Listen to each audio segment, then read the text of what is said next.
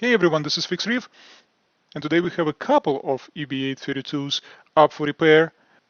This is likely going to be a simpler repair as both of them have the same symptoms, and my guess is that both of them are going to be related to the 12-volt power supply. Let's plug them in and see what we have.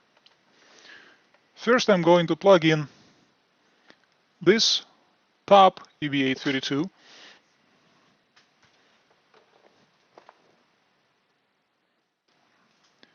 The Neptune logo LED is blinking, so that's a good sign.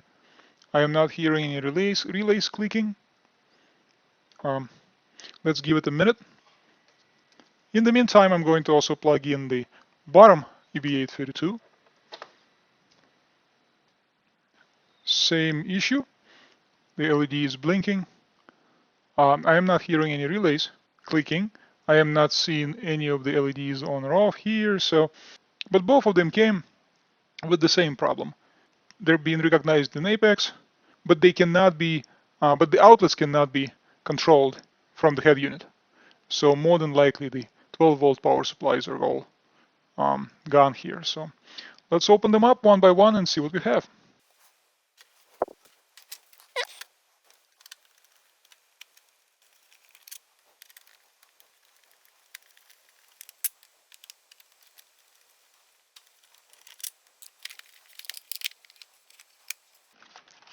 Okay. As usual, first plug into power to see if any of the internal LEDs for power supplies are on. The 24 power supply seems to be on and functional. Once again, we have glue on screws holding on these brackets. I have no idea what that's for. You can see also that two things here. The red LED on the 12-volt power supply is blinking, and you can also see that both of these capacitors are bulged.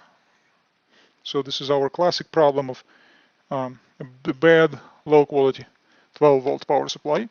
It's providing power to all of the relays here, and without this, and some of the electronics as well on the board. So without this power supply, you're not going to be able to switch any of the 8 relays on or off, as it's not producing enough power.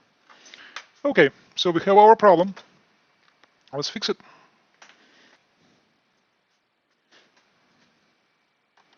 First, we need to get the face cover off.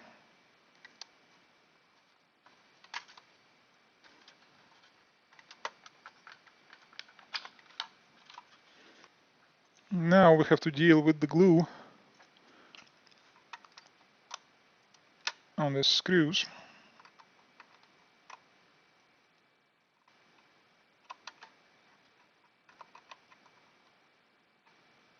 Somebody has to explain to me why Neptune would put glue on the screws, because they're right on top of the screws and not really touching any of the area around it. Well, some of them do. So if this was done to protect against vibration so that the screws wouldn't come off, it's not really doing much, because it's only connected to the screw at the top.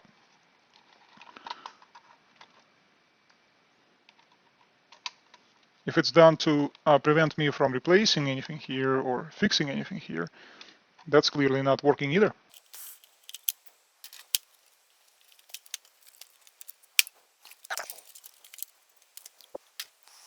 Okay, so all we need to do is remove the power supply. And as we remove the power supply, we'll replace the capacitors. As always, what I like to do is I like to add some leaded solder to the joints so that I have easier time melting everything and removing everything. So all 4 pins of the power supply are going to receive some leaded solder.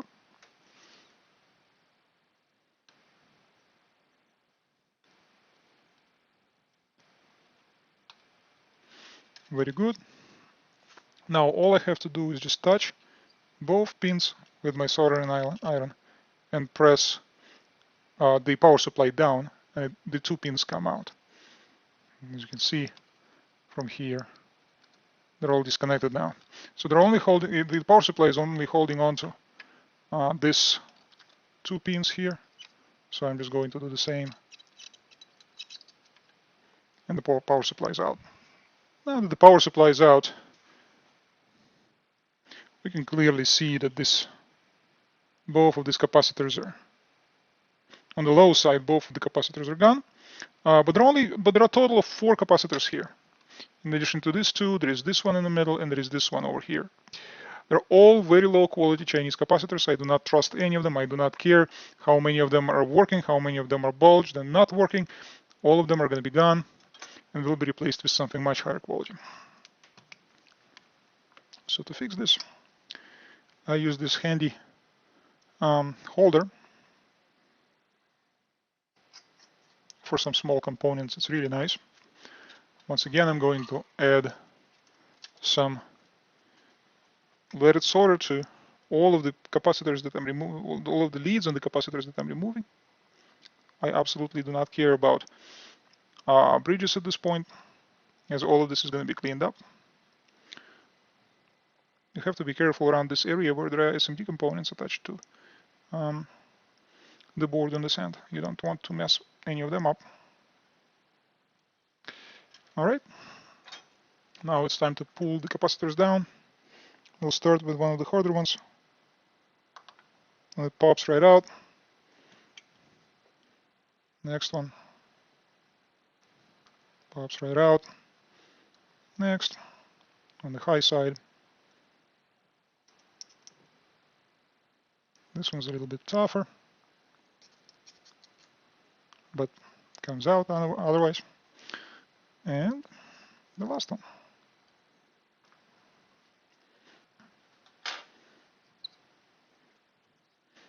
You know what? I haven't done this repair under the microscope in a while, so I'm just going to. Oh, let me just show you something first. A couple of months back, I started collecting these old bad capacitors just to have an idea of, how many of those I get to replace. So I put them all in a small jar. This is my loot at this point. These are the capacitors on all of these EB832 12-volt power supplies that I've pulled out and upgraded in just the past couple of months. All right, let's get under the microscope. So the reason I like to do this under the microscope every once in a while is because it's just much easier to see what's going on, harder to make a mistake. All right, so first we're going to clean up all of the pads on the PCB. I want to remove all of the old solder and most importantly expose the holes so that I can put capacitors through them, new capacitors through them. I'm not at all a big fan of this wick that I have. I'm trying to use it up as soon as I can, as quickly as I can, so I can actually get to the good stuff, but I just have it laying around and I hate wasting things, so. But mostly a good wick will allow you to just hold the heat to the through hole here and just let the heat do all the work for you. It will suck in all of the solder and have it nice and clean and empty for you. Not with this wick. Once I get through this batch, I'm gonna have a nicer, much better wick to work with. I don't even remember where I got this wick from.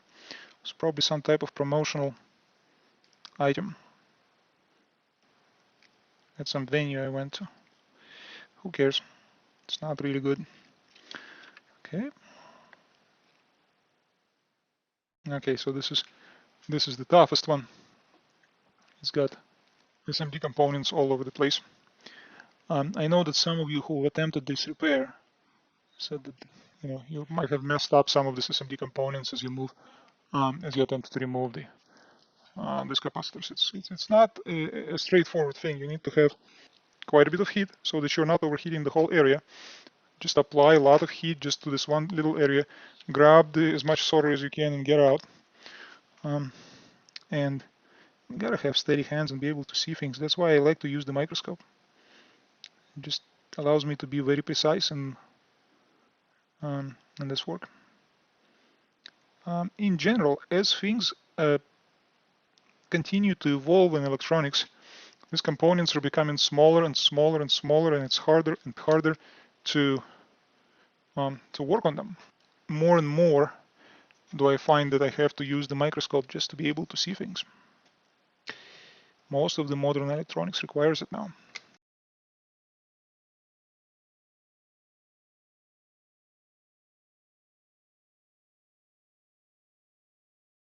Okay, that's the best I could do on this end. I'm going to clean this up on the other end as well, so that we have a nice clean holes, through holes.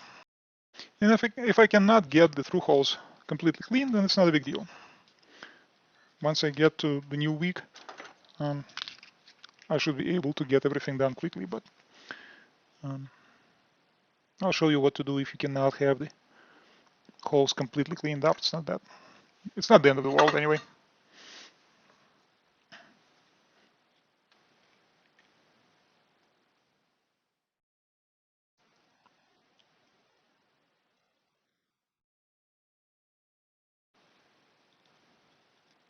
Yeah, it looks like this isn't gonna work. Some of the holes are clean, others are not. That's okay. So all we have to do now is get our parts and attempt to put in these capacitors. So for example, here we have this small capacitor that goes in the middle there. One hole is clear, the other one's not. So positive is not clear, and negative is clear. So all we have to do is just gently heat up the positive pin, push it through, and while it's hot, it's going to go through easily.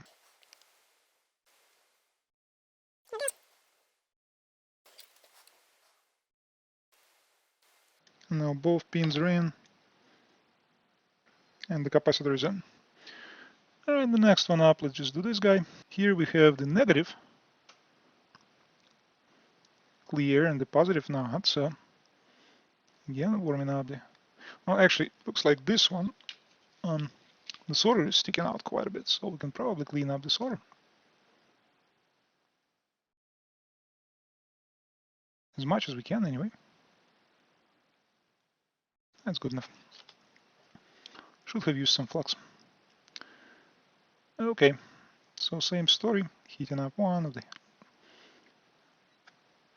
the legs, and the whole thing is in.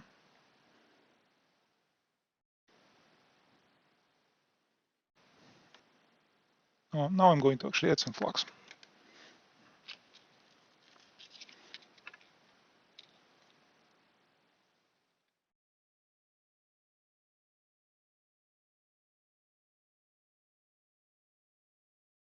Yeah, with this week, it's not gonna clear up. Alright, so in this case, both of the holes are actually plugged, so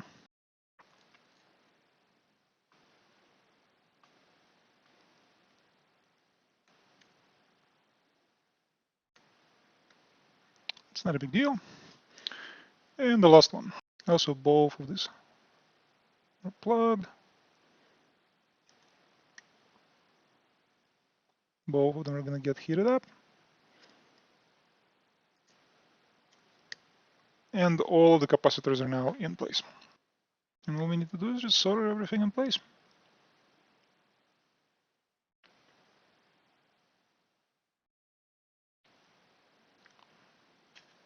Nice and easy.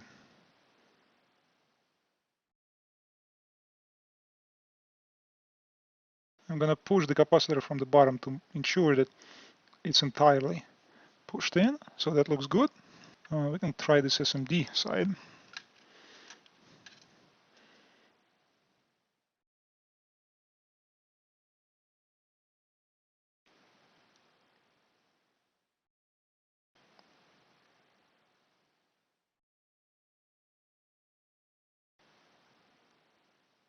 Okay, very nice.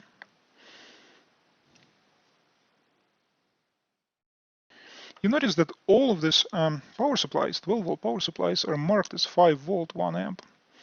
I made a mistake in my earlier post about this, that this is a 5-volt power supply, which it's not. And the mistake was based on the markings on the board. I then later realized that the markings is there is because, well, number one, it's a cheap Chinese power supply. Number two, this board, the same layout is used for 5 volts and 12 volt power supplies, half an amp, 1 full amp. They just put different components on them and they use the same exact board layout. So it's not surprising.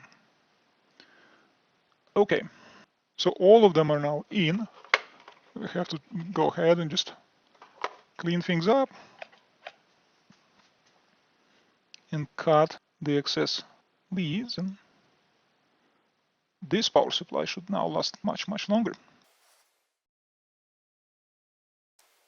I'm trying to keep these boards as clean as possible after I work on them. Primarily, I want it to look nice in case somebody else gets to work on it later for whatever reason, has to take it apart. I don't want this looking like mess. I also want to make sure that whatever I put in there is not going to cause any type of corrosion. What I'm cleaning with is just alcohol, 99%. So it's going to completely evaporate, leave no marks. That's the way I like it.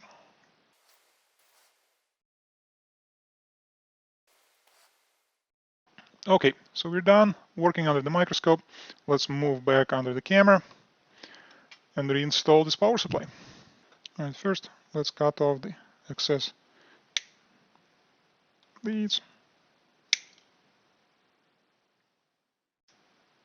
Some of you may wonder why these capacitors and many through-hole components have leads that are this long.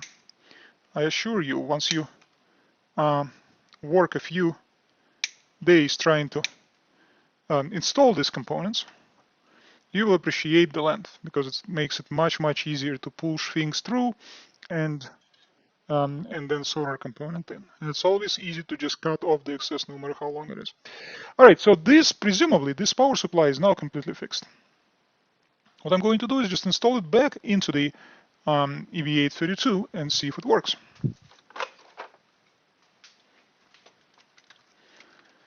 Okay, this is our EB832. First, we need to clean up the holes. These holes are more important to keep clean so that it's easier to get all 4 pins of the power supply back in place. Zoom in so that you can see what I'm doing.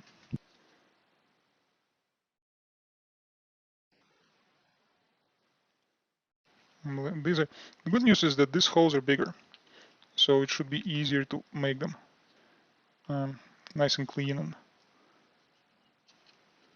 it looks like we got one hole. This one is a little stubborn, but we got it as well. Look at this. I only have a few more inches of this wick left. Can't wait to get rid of it. Thank you guys, those of you who are sending me these things for repair. Thank you for helping me get rid of this really annoying, small and not really working wick. And in general, guys, thanks again for subscribing to the channel, for leaving comments. I appreciate it. I really do. A lot of work goes into these videos, a lot of work goes into these repairs, and I do it primarily for fun. So I hope that you are also learning things from these videos. Those of you who are sending devices in, I hope that you are going to have devices back that are going to be lasting longer than the originals, especially given that we all care about our tanks. We all want to make sure that the creatures that we maintain in these tanks will live happily and make our life enjoyable. And it's just not good when you have components like this that fail on you unpredictably. As they say, things fail in the worst possible moments.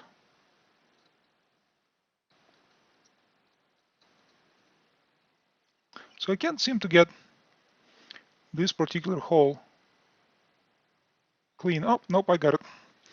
All right, all 4 holes are clean.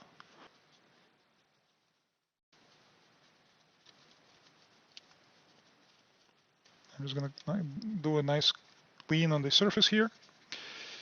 So we're all ready to put the power supply back in.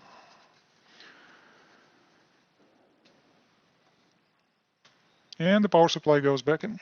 Before I go any further, I'm just gonna go ahead and try to have these pins nice and cleaned up because they still have some old solder on them. I don't have to clean it too much. I just want to make sure that it's not sticking out sideways so that when I do put it in, it wouldn't resist going in through those holes, because one of the things that you have to watch for is damaging the traces and damaging the through holes, because if those are damaged, now you're going to be in the world of pain. It's not really pain, but it's additional work to make sure that now the traces are completely recovered. Something's not quite going in as I like. Looks like this pin over here has too much solder on it, so we're going to clean it up. That's it. Again, nice hot iron and some of the flux will get rid of the excess solder on your components. Now everything's going in nice and easy. Okay. Now while holding it underneath, I mean, there are better ways, but I just found this working well. I'm just going to have a couple of pins, at least partially connected. And then I can always go back and make sure that they definitely have enough solder, just like that. Now let's make sure that everything has enough solder, everything's heated through properly. I used to test these 12-volt power supplies before I put them into the EB832, just because if they're not fully working, I don't have to remove them again. But after a while, I just got good enough to know that whatever I did more than likely fixed the problem. Okay, now the power supply is back in. Again, this is all just alcohol, so that's gonna evaporate in a few seconds. Okay, so now this power supply is fixed. Remember, the issue with this power supply when we started was that it would blink, and there were two bad capacitors sitting on that power supply that were definitely bulged. So let's plug it in.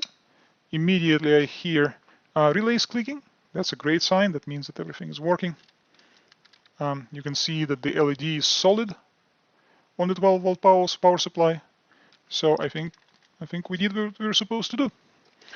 Let's put it in the casing, attach the front panel LEDs, make sure that those are work.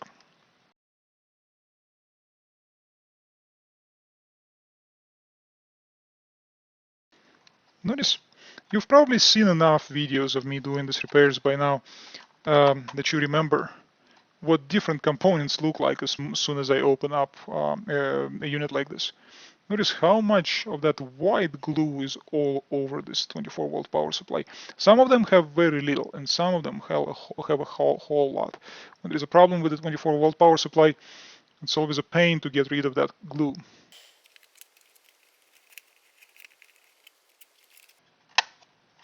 To make sure that everything is seated. Sometimes this 24-volt power supply, there is only one certain position that it goes into the enclosure. And if you don't seat it properly, it's going to get installed sideways. And as a result, then when you close the top of this enclosure, the cover, it's not going to align properly and it's not going to close properly.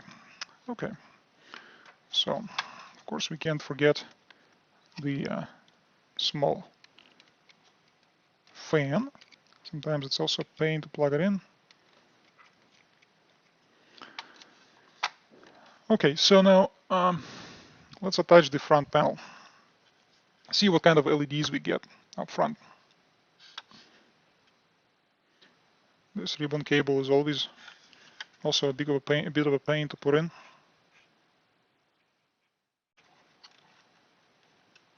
No matter how many times I do this, it always gets me somehow. There is just one particular bend that causes an issue. if you don't put this ribbon cable correctly, not all the way in or whatnot, it's not going to have all of the status LEDs on up front. And what I do is when I do these repairs, it's going to happen after I'm done recording these videos. I'm going to connect it to the brain. I'm going to make sure that all of the LEDs work, make sure that all of the relays power up, they can be switched. There is a lot of testing that happens behind the scenes after each of these units is is done being repaired. I do not like to deal with unhappy fellow reefers who tell me that something's not working. I like people to get their units fully tested. I want them to be happy with the service.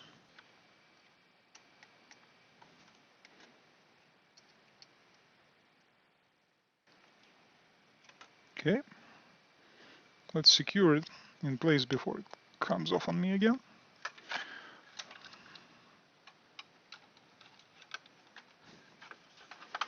Okay, one last check on camera. The rest of this testing is going to go off camera. All right, so the Neptune LED is on and blinking, but we've seen that before. Let's see if any, but the relays are clicking, so that's good. I'm not sure if any of the status LEDs are going to come on. I'd like to see them on.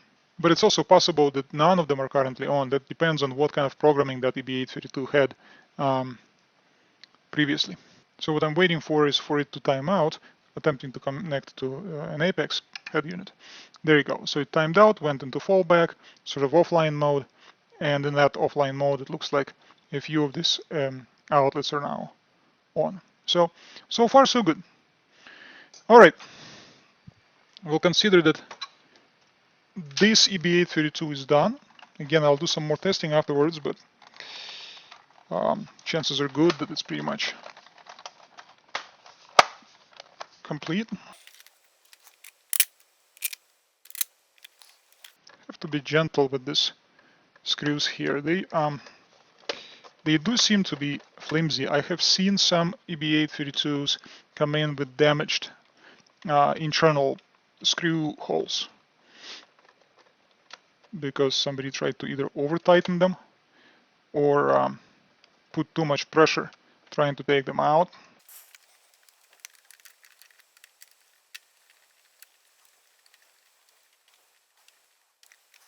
All right, this one's done. Next is here. Let's again take it apart. Keep forgetting to show you the sticker.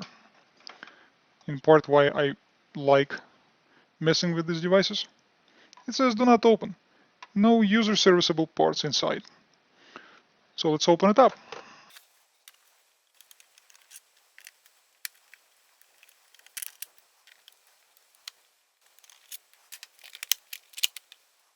All right, it should be the same story as before. So let's unplug the front panel. And before we move on with anything else, let's plug it in and see if power supply LEDs are on. Okay, so the 24-volt power supply seems to be, ooh, I hear some clicking. Something's not happy. All right, so the 24-volt power supply seems to be on.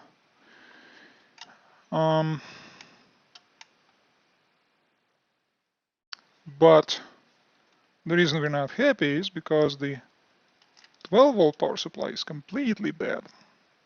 I don't see any light on it whatsoever. Capacitors, now here the capacitor that's bulged is this one on the high end, on the high side.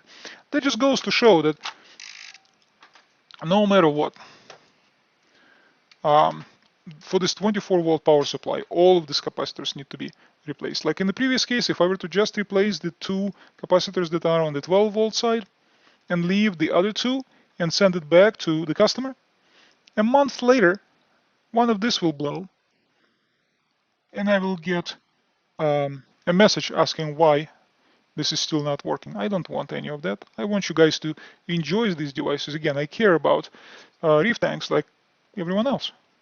And I want to make sure that when you use this device, and it controls your tank, especially when you're traveling or otherwise, and you depend on this controlling your tank, it's not going to just randomly fail on you. I honestly do not know what the failure rate of the 832 modules is, but I do not know anyone for whom this will last. This would last longer than a year. And it boggles my mind how this could have been allowed to continue, how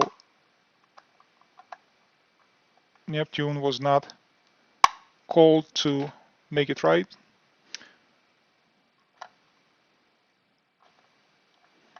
But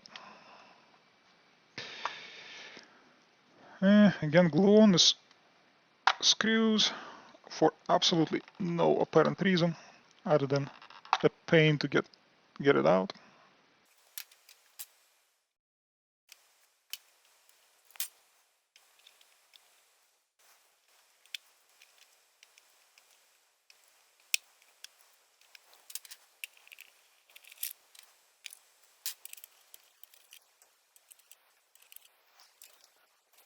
All right, let's get the fan out and then we can remove the module.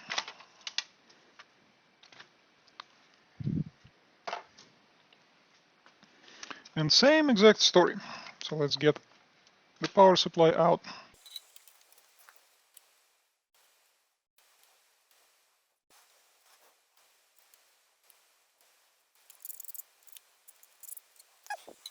All right, so we're out.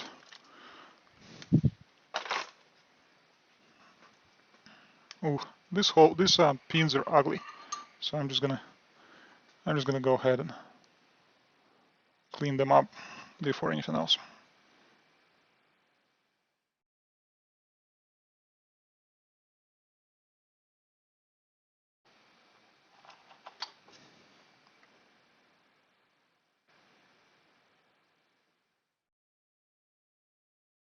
Okay, that should work.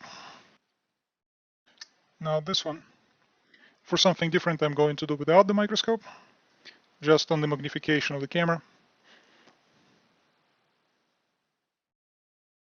Hopefully you can see it all right.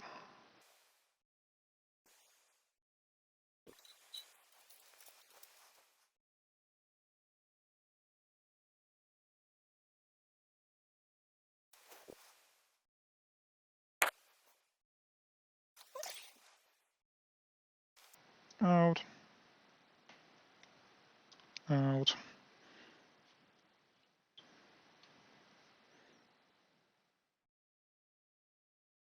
out, and out.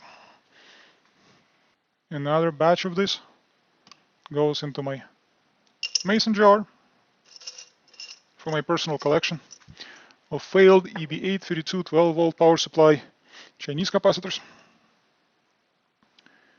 All right. Let's see if this is going to be the time when I will finally use up my low quality wick.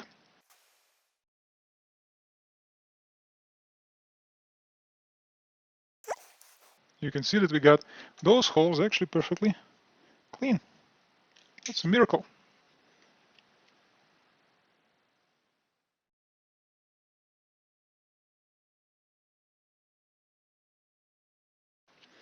Look at that.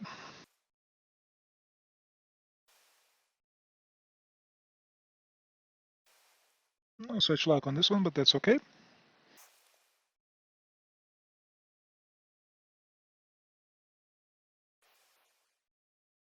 And no such luck on this, but that's all right. We got 2 out of 4. And let's put some new capacitors in place. Yeah, this one requires some heating.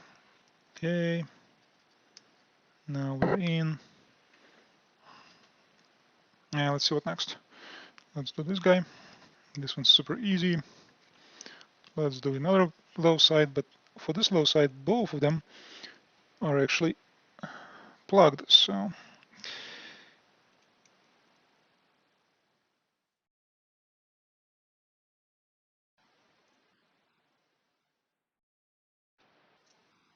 okay,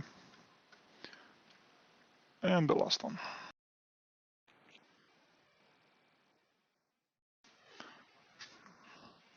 All of the new capacitors are in. Let's flip it one last time and have them all sorted in place.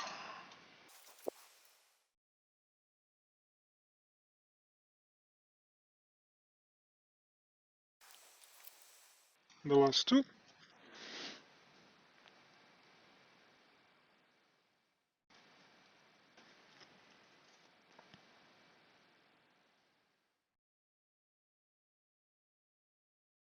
And the toughest one around the SMD components.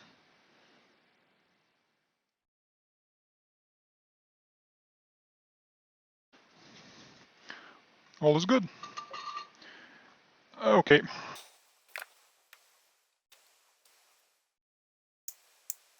Trim excess.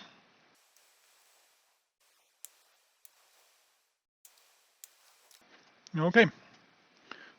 Get rid of this. Now this is a perfectly good power supply. All right, let's install it back in place. Need to clean up the holes. Oh, and look at this. I am on the last like 2 inches of the bad wick. Hey, see if I can show you in this video the new one that I'm going to be using. The good one I'm going to be using anyway.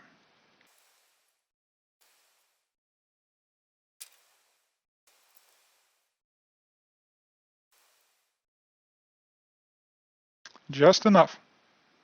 Just enough. If you want to see how much wick I actually used up on just these 2 repairs, let me show you before it goes into trash. It's quite a bit. Okay, time to clean up the area of all of the flux and mess that I created here.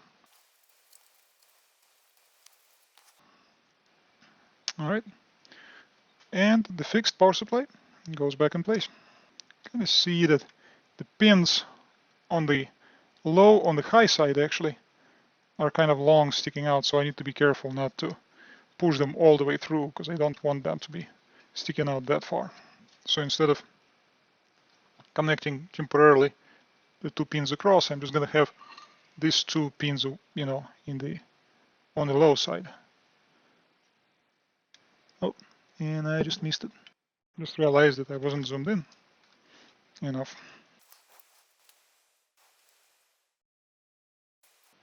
Okay, now for these ones, I'm just going to pull them down a little bit, not all the way, just a little bit. Perfect.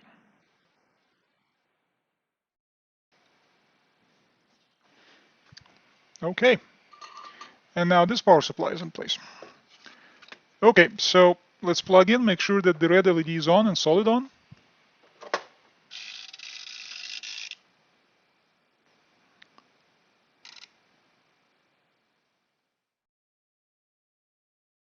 Never mind the clicking, that's interference from magnetic interference from what I have sitting next to this EB832, but the red LED is on, so that's good.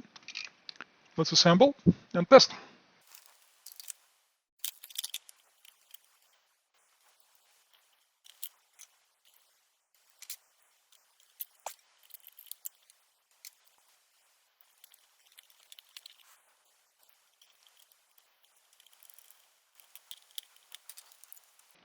And never forget the fan. All right, time for the front panel.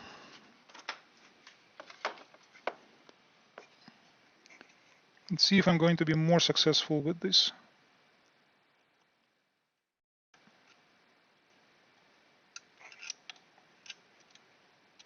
That's it.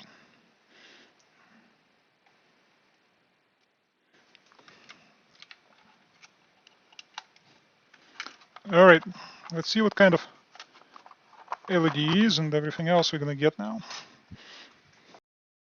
Once it times out, it should light up, hopefully, at least some of the status LEDs in this.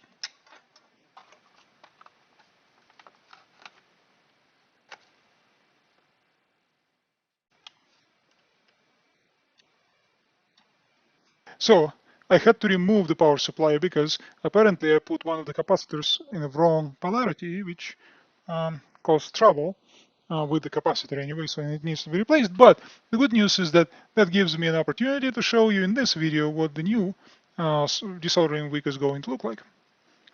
See how much nicer it is.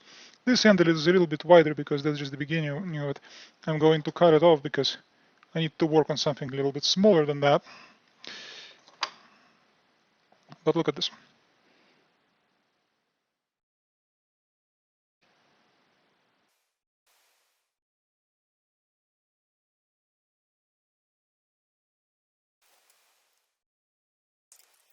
All right, let's see if we can clean up those holes.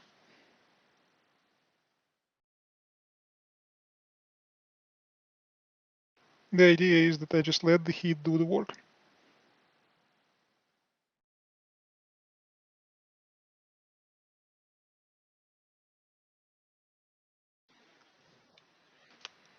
All right, now let's install the capacitor this time, making sure that the polarity is maintained properly.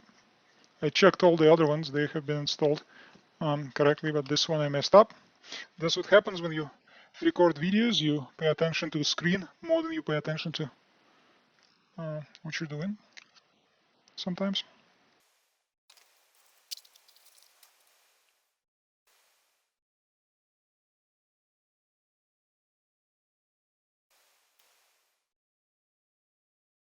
Okay, one hole's clean.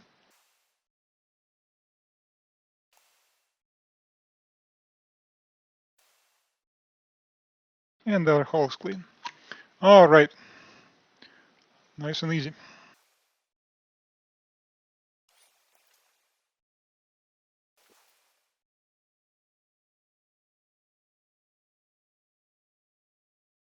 All right, so hopefully this power supply is now going to work properly. Let's install again.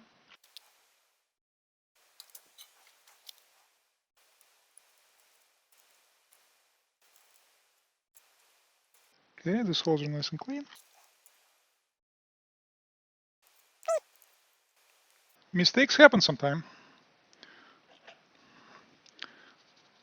The big question is how you handle those. I make mistakes all the time. That's how I learn.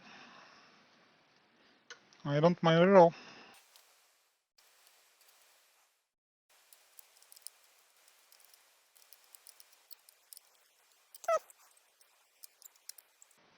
Just trying to fit them all through. Looks like I got all of it.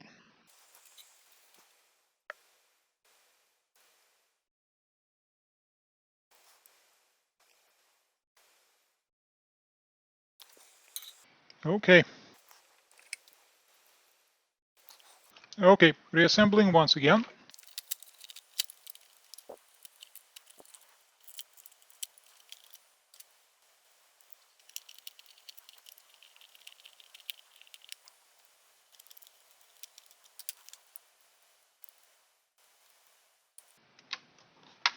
Okay, before we go any further, do we still have the red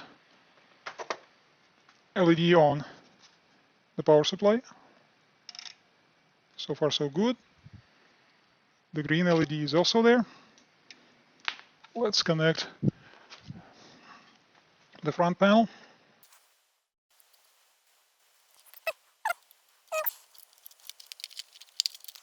Okay, let's see if we get any LEDs, any status LEDs on this. I can hear the fan going, but I am not seeing any status LEDs on.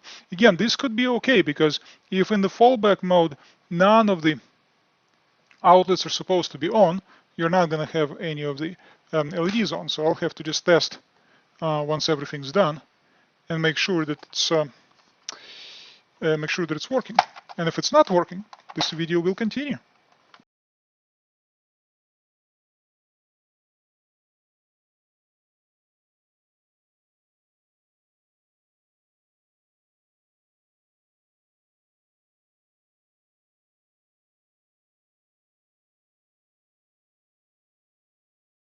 Well, this completes this video. We repaired two EB832s. Both of them had bad 12-volt power supplies, so very classic case. But each power supply had different set of capacitors failing. So I showed that it's important to replace all of the capacitors on the 12-volt power supply to avoid problems in the future. If you enjoyed this video, please like and subscribe, and I will see you next time.